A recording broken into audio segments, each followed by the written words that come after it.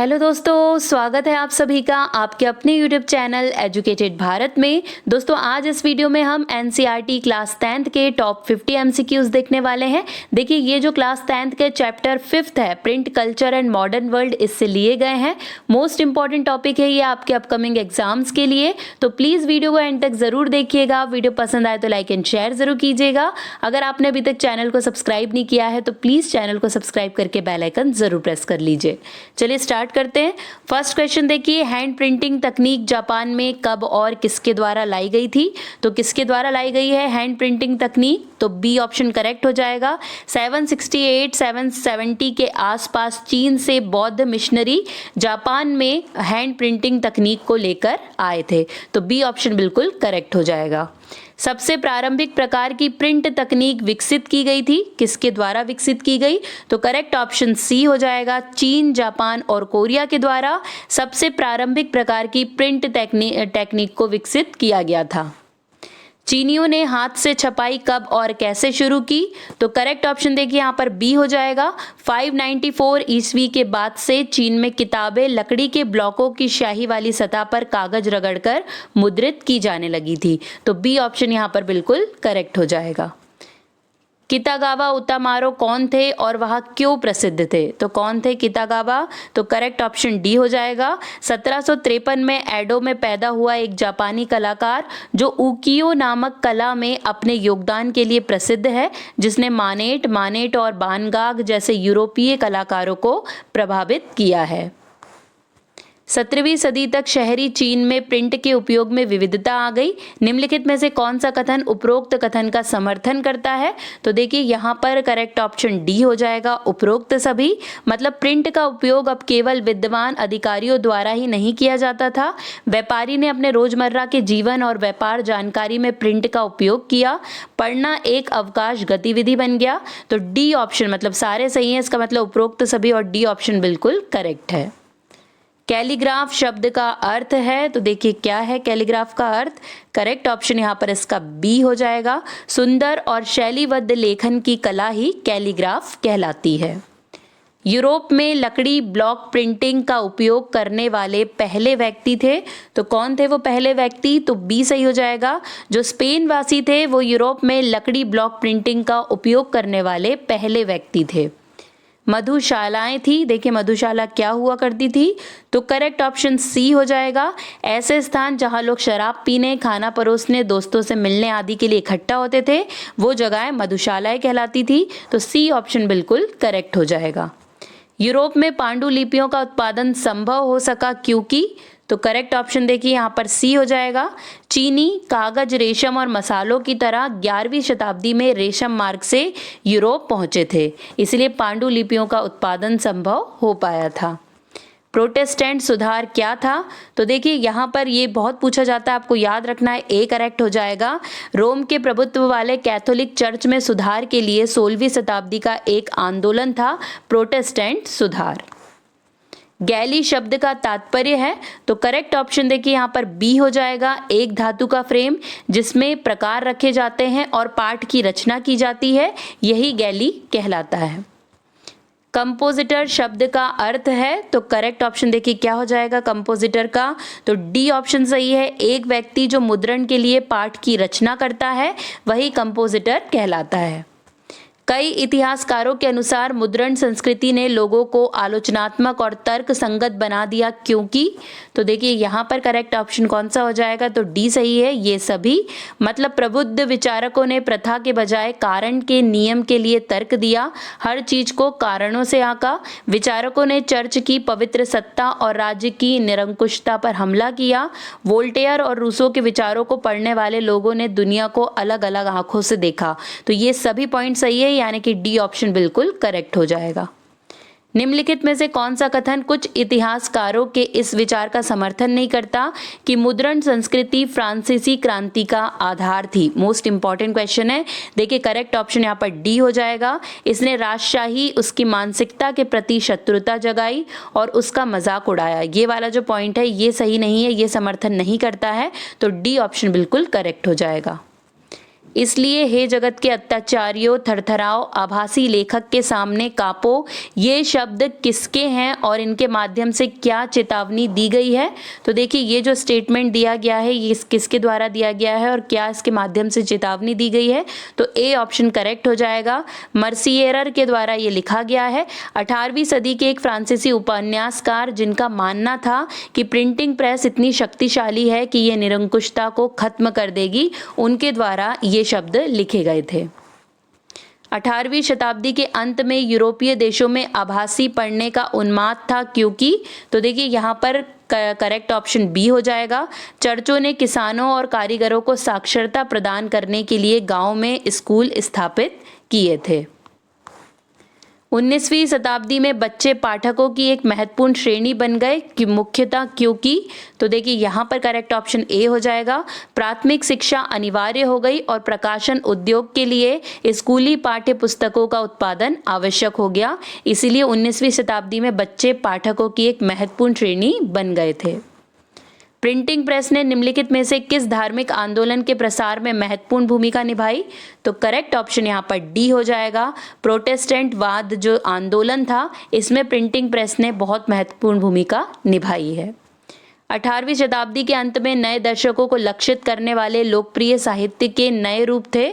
तो correct option यहाँ पर डी हो जाएगा। उपरोक्त सभी मतलब मनोरंजन के लिए रोमांस, इतिहास, पंचांग, गाथा, गीत और लोक कथाएं, मनोरंजन के साथ समसामयिक मामले, युद्ध और व्यापार को जोड़ने वाले समाचार पत्र और पत्रिकाएं, वैज्ञानिक और दार्शनिक के विचारों को लोकप्रिय साहित्य में शामिल किया गया था। तो डी ऑप्शन बिल्कुल करेक्ट हो जाएगा। उपरोक्त सभी। मुद्रकों और प्रकाशकों ने अपने उत्पाद बेचने के लिए नई रणनीतियां विकसित की, निम्नलिखित में से कौन सा 20वीं सदी का आविष्कार नहीं है। तो करेक्ट ऑप्शन देखिए यहाँ पर सी हो जाएगा। महत्वपूर्ण उपन्यासों को क्रमबद्ध किया गया जिससे उपन्यास लिखने का एक नया तरीका सामने आया। ये जो है ये 20वीं शताब्दी का आविष्कार नहीं है। जर्मनी में ग्रिम ब्रदर्स का बाल साहित्य में योगदान था। तो करेक्ट ऑप्शन यहाँ पर देखिए बी हो जाएगा। किसानों से एकत्र की गई पारंपरिक लोक कथाओं को संकलित करने, उन्हें संपादित करने और 1812 में एक संग्रह के रूप में प्रकाशित करने में वर्षों व्यतीत करना, ये था जर्मनी के ग्रिम ब्रदर्स का साहित्य में योगदान। निम्नलिखित में से कौन सा राजा राम मोहन रॉय द्वारा प्रकाशित किया गया था। तो करेक्ट ऑप्शन ए हो जाएगा संवाद कौमुदी। ये राजा राम मोहन रॉय द्वारा प्रकाशित किया गया और ये पूछा भी बहुत जाता है तो आपको याद रखना है। हिंदी में छपाई किस वर्ष शुरू हुई और इसकी मुख्य चिंता क्या थी। तो करेक्ट ऑप्शन देखिए ए हो जाएगा। हिंदी मुद्रण 1870 के दशक से शुरू हुआ। एक बड़ा खंड महिलाओं की शिक्षा, विधवा पुनर्विवाह और राष्ट्रीय आंदोलन के लिए समर्पित था। 19वीं सदी में इंग्लैंड में पुस्तकालयों को ऋण देने की भूमिका थी। तो करेक्ट ऑप्शन यहाँ पर डी हो जाएगा। दोनों बी और सी। सफेद पोश श्रमिकों, कारीगरों और निम्न मध्यम वर्ग के लोगों को शिक्षित करना, आत्म सुधार, आत्म अभिव्यक्ति को प्रोत्साहित करना और श्रमिक वर्ग को आत्मकथाएं लिखने के लिए प्रोत्साहित करना, मतलब बी और सी दोनों करेक्ट हो जाएंगे। तो डी ऑप्शन हमारा बिल्कुल करेक्ट है। बंगाल गजट था बहुत पूछा जाने वाला क्वेश्चन। करेक्ट ऑप्शन यहाँ पर देखिए इसका बी हो जाएगा। 1780 से जेम्स हिक्की द्वारा संपादित एक साप्ताहिक अंग्रेजी पत्रिका जिसे सभी के लिए खुला एक व्यावसायिक पत्र बताया गया जो किसी से प्रभावित नहीं है। तो मोस्ट इंपॉर्टेंट है बंगाल गजट, आपको जरूर से याद रखना है। My childhood and my university किसने लिखी। तो देखिए करेक्ट ऑप्शन यहाँ पर बी हो जाएगा। मैक्सिम गोर्की के द्वारा माई चाइल्डहुड माई यूनिवर्सिटी लिखी गई है। ये क्वेश्चन भी पूछा गया एग्जाम में तो आपको जरूर से याद रखना है।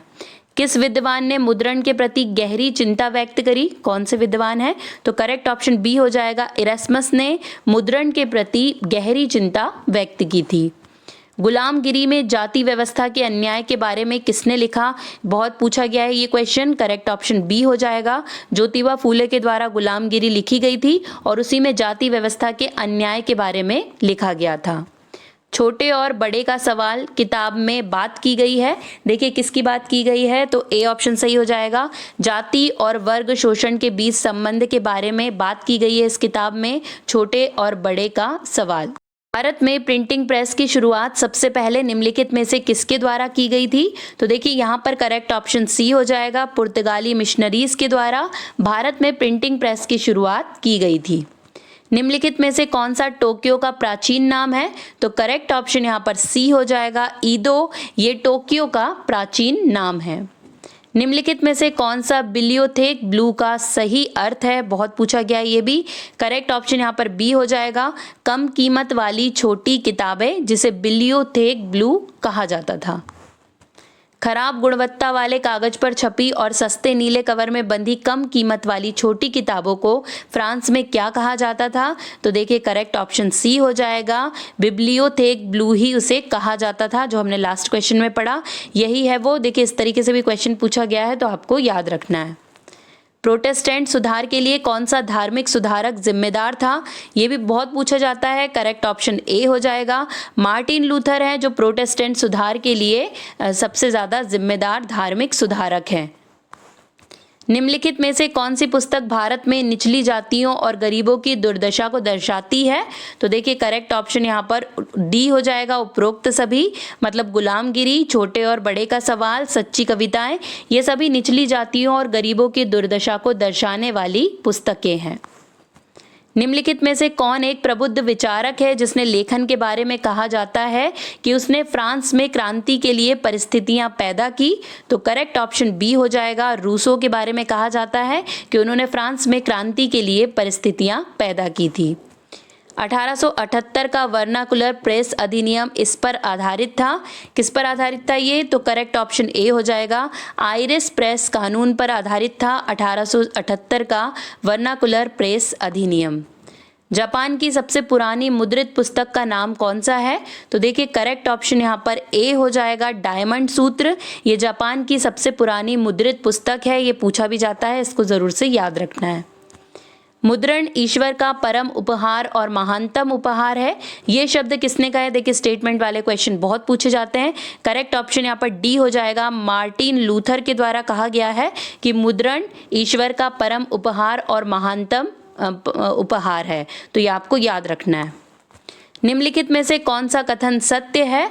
तो करेक्ट ऑप्शन यहाँ पर सी हो जाएगा, उधार पुस्तकालय 17वीं शताब्दी से अस्तित्व में आए थे, ये वाला कथन बिल्कुल सही है। निम्नलिखित में से किस देश में सबसे प्रारंभिक प्रकार की प्रिंट तकनीक को विकसित किया गया है? तो देखिए करेक्ट ऑप्शन यहाँ पर डी हो जाएगा, चीन में सबसे प्रारंभिक प्रकार की प्रिंट तकनीक विकसित की गई थी, तो डी ऑप्शन चीन एकदम करेक्ट हो जाएगा। 1780 में बंगाल गजट साप्ताहिक का संपादन किसने प्रारंभ किया? बहुत पूछा गया क्वेश्चन है। करेक्ट ऑप्शन ए हो जाएगा, जेम्स ऑगस्टस हिक्की के द्वारा साप्ताहिक जो बंगाल गजट था वो 1780 में संपादित किया गया था। निम्नलिखित में से कौन रास सुंदरी देवी की आत्मकथा है? तो करेक्ट ऑप्शन ए हो जाएगा, अमर जीवन, ये रास सुंदरी देवी की आत्मकथा है। निम्नलिखित में से किसने जाति व्यवस्था के बारे में नहीं लिखा? तो करेक्ट ऑप्शन देखिए यहाँ पर बी हो जाएगा, राम चड्ढा ने जाति व्यवस्था के बारे में नहीं लिखा है। भारत में प्रकाशित पहला साप्ताहिक पत्र था, तो करेक्ट ऑप्शन यहाँ पर बी हो जाएगा, बंगाल गजट भारत में प्रकाशित पहला साप्ताहिक पत्र था। 1876 में प्रकाशित अपनी आत्मकथा अमर जीवन किसने लिखी है? तो करेक्ट ऑप्शन बी हो जाएगा, रास सुंदरी देवी के द्वारा अमर जीवन लिखी गई है। उधार पुस्तकालय अस्तित्व में आए, तो करेक्ट ऑप्शन यहाँ पर सी हो जाएगा, 19वीं शताब्दी में उधार पुस्तकालय अस्तित्व में आए थे। निम्नलिखित में से कौन महिला उपन्यासकार नहीं है? तो करेक्ट ऑप्शन देखिए, इनमें से डी उपरोक्त में से कोई नहीं, क्योंकि ये सभी महिला उपन्यासकार हैं। भारत में प्रिंटिंग प्रेस की शुरुआत किसने की? मोस्ट इंपॉर्टेंट, तो करेक्ट ऑप्शन देखिए यहाँ पर सी हो जाएगा, पुर्तगालियों के द्वारा भारत में प्रिंटिंग प्रेस की शुरुआत की गई थी। निम्नलिखित में से कौन सा 18वीं सदी के यूरोप में आम लोगों के बीच वैज्ञानिक विचारों की लोकप्रियता का कारण नहीं था? करेक्ट ऑप्शन यहाँ पर डी हो जाएगा, पारंपरिक कुलीन समूहों ने इसका समर्थन किया, ये वाला लोकप्रिय कारण नहीं था। दोस्तों यहीं पर हमारे 50 क्वेश्चंस कंप्लीट हो गए हैं। वीडियो पसंद आया होगा तो लाइक एंड शेयर जरूर कर दीजिएगा। अगर अभी तक चैनल को सब्सक्राइब नहीं किया है तो प्लीज़ चैनल को सब्सक्राइब करके बेल आइकन जरूर प्रेस कर लीजिए। आज के लिए बस इतना ही, अब आपसे मुलाकात होगी नेक्स्ट वीडियो में। तब तक के लिए पढ़ते रहिए, आगे बढ़ते रहिए। जय हिंद, जय भारत।